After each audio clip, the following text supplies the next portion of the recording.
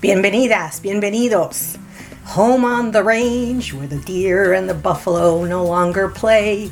So this week's video was requested by a member of our community from Texas. You know who you are, so this video on Texas land grants and their history is for you. We love to respond to requests for specific video topics, and so this is one of them. But first, this is Latina Literati.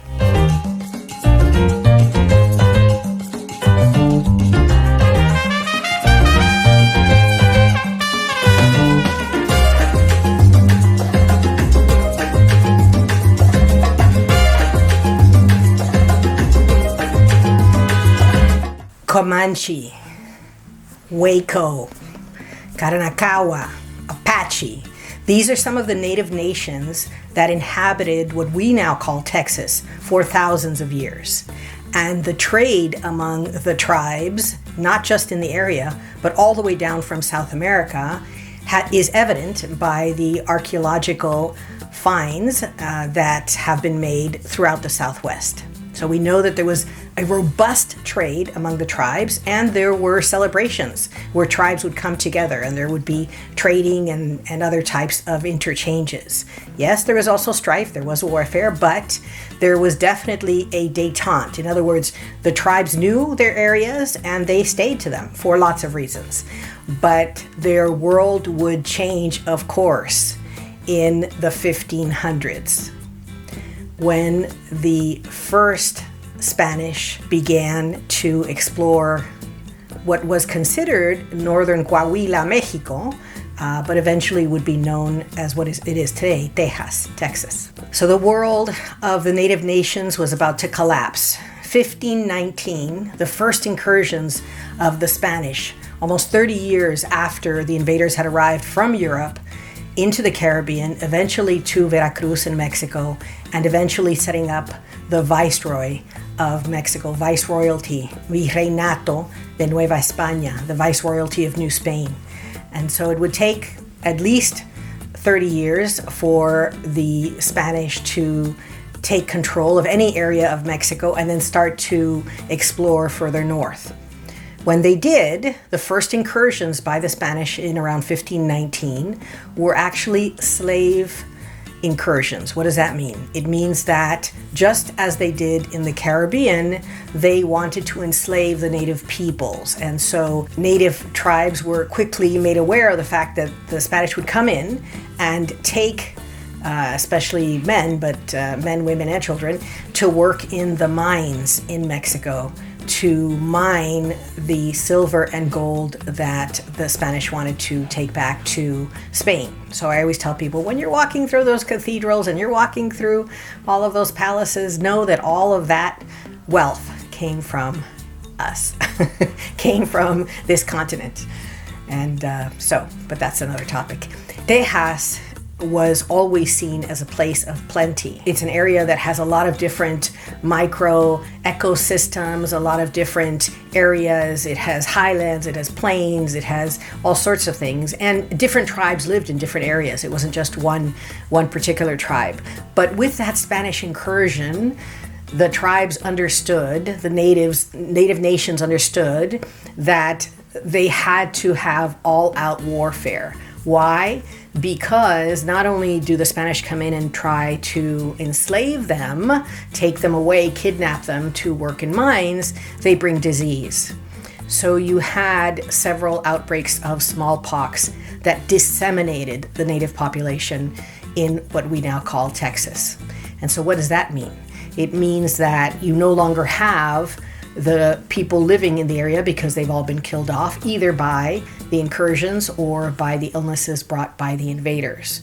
So really tragic because there were no defenses. There was no cold. Nobody had a cold in the entire continent until people from Europe arrived. There weren't, anyway, so we could go on. That's another video as well. So from 1519 to Mexico's independence in 1821, Spain claimed the area that we now know as Texas, as well as everything west of it. So everything that we know as southwestern United States today and the western states were claimed by Spain. France tried to establish a fort in St. Louis, and it reached further from the area that we now know as Louisiana. And the Spanish, of course, said, we can't have this thorn in our side. That fort lasted only 2 years because of the conflict with the native peoples, nations on whose land they were trying to establish this fort. So that didn't last very long. And a few years later, the Spanish started to try and establish missions, which also didn't last very long because the native peoples understood what was represented by the settler colonial mindset of murder and extraction. Very simple. So you have some of the fiercest warriors known in the human history. We all know the names Comanche, Apache. I mean, fiercest warriors that all-out warfare for centuries against the invaders. And it's one of the reasons why it took many, many, many attempts for Spain, and only after the native nations were decimated by disease were the Spanish able to establish missions in Texas. And that was the beginning of the claiming of land, and of course the Spanish land grants, because once you have established a pueblo, the first one of course was San Antonio. So in 1716, finally there's some missions established. In 1719, you have what is now San Antonio established. And so really, if you think about it, I mean, it's quite old, that city of San Antonio. And you have the establishment of some sort of government. So the Spanish crown has given huge land grants. I mean, these swaths of lands are huge to the people in favor with the crown, obviously. So these Spanish land grants, there are very, very few that are still left, mostly in the, obviously the southern part of Texas, but very few are left, and I'm going to tell you why. In 1785, a peace accord is finally established with the Comanche, and then you have the Louisiana Purchase in 1803, and then the United States all of a sudden has this nebulous line of some sort of claim to what we now call part of Texas, the most eastern part. And so, of course, Mexico objects and says, wait a minute, we have just been made free in 1821 from Spain, and now you're saying that you want some of our territory. And in fact, the United States does invade Mexico and does take half of the Mexican territory in what Mexicans call the War of U.S. Aggression.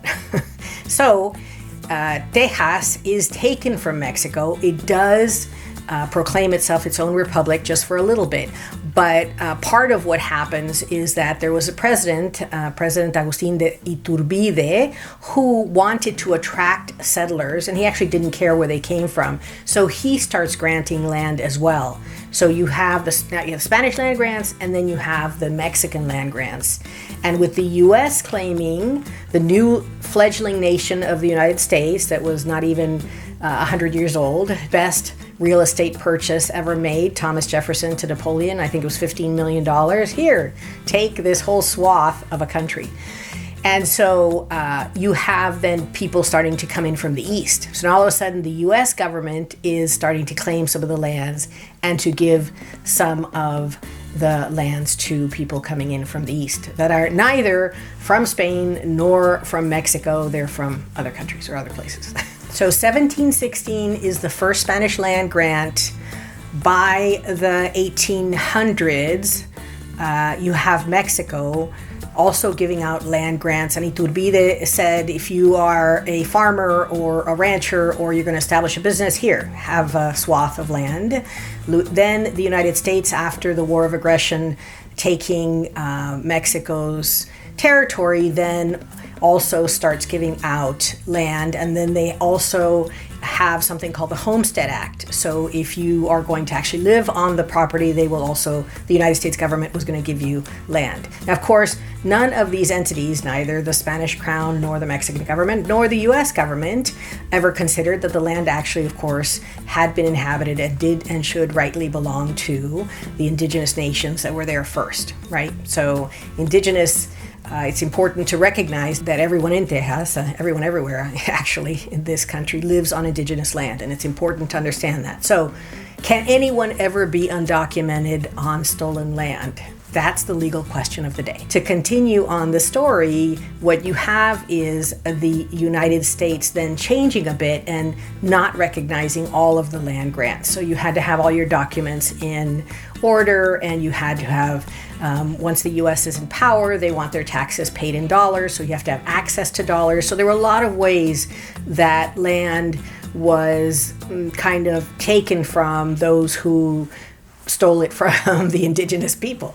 But really interesting, because under the Treaty of Guadalupe Hidalgo, which is the treaty by which the U.S. War of Aggression ends between Mexico and the United States, a key element there is that the linguistic and cultural rights of the people that live there, the Mexicanos and the Spanish land grant ancestors, were to be respected.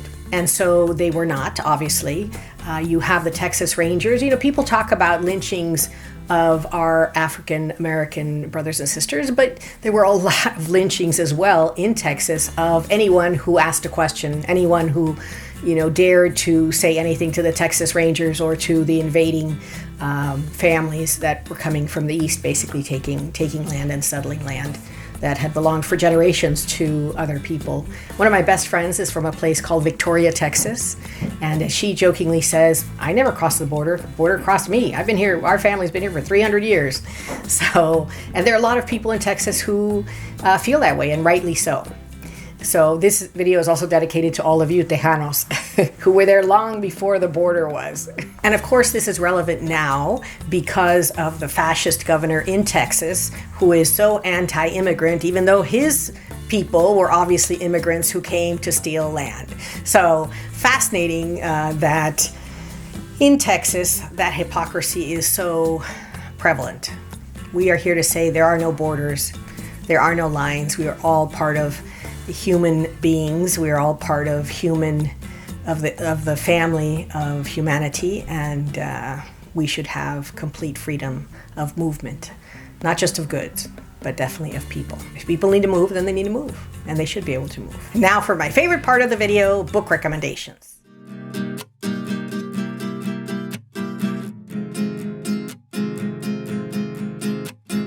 And as always, please check your library, your local bookseller. We love our libraries. We love to support our local booksellers.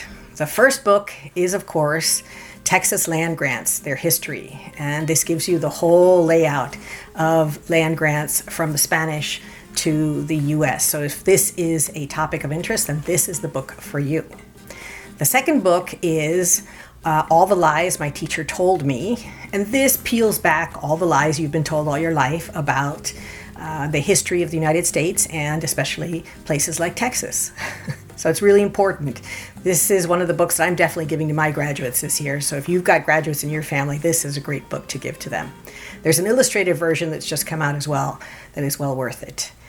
And of course, I would be remiss if I didn't say that Walter Zinn's People's History of the United States or The Young People's History of the United States, either one of those books are fabulous. They are worth reading, and they just tear back all the myth and place the reality of the history of genocide in the United States right in front of you to learn and to understand, and to know where we are and where we need to be in history. So as always, thank you so much for joining me on this joint journey. Thank you to the community member that suggested this topic. This was a great, interesting topic to research.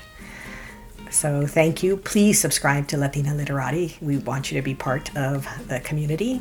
And as always, con mucho cariño, mucho salud y mucho amor. Gracias.